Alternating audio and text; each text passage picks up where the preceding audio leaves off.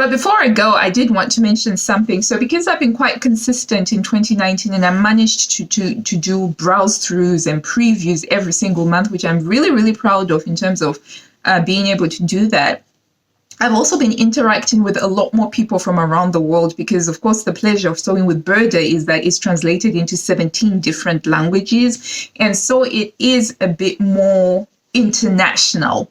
And, you know, with the powers of Google Translate, I've been able to communicate even with people who don't speak English, but using Google Translate. But what I have noticed is that for some people who have been sewing with Burda for a really, really long time, there's been a consistent criticism that has been leveled at the current Burda, and that seems to be that Burda has gone past its golden age, and that the magazines that are being produced now are nowhere near as good as the old magazines. And me, being the curious person that I am, I've started looking at vintage Burda magazines. Now, it's kind of a bit hard to actually find them because the only place that you're limited to is secondhand selling sites like eBay or Etsy. And I found that some of these places can be incredibly expensive.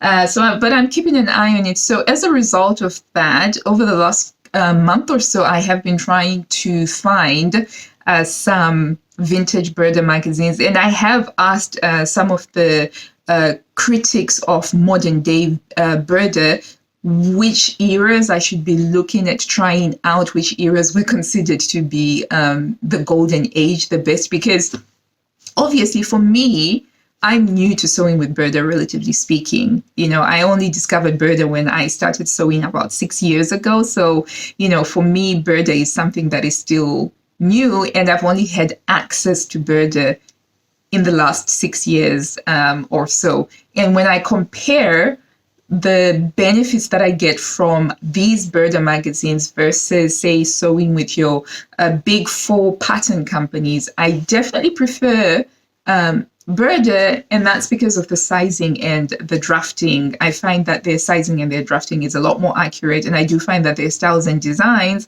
are a little bit more forward compared to, say, your other big four sewing pattern companies. So yes, so that's something else that you can expect in 2020. I'm going to be dipping my toes into sewing with vintage Burda, and I kind of want to explore that a bit and see what the big fuss is about older Burda, because I don't know about older Burda because I wasn't there in the 80s. Well, I was there in the 80s, but I was just a little kid, you know. So yeah, so do remember to subscribe if you want to follow along in this vintage Burda journey as well. And thank you so much for watching. So until I see you next time, guys, happy sewing. Bye.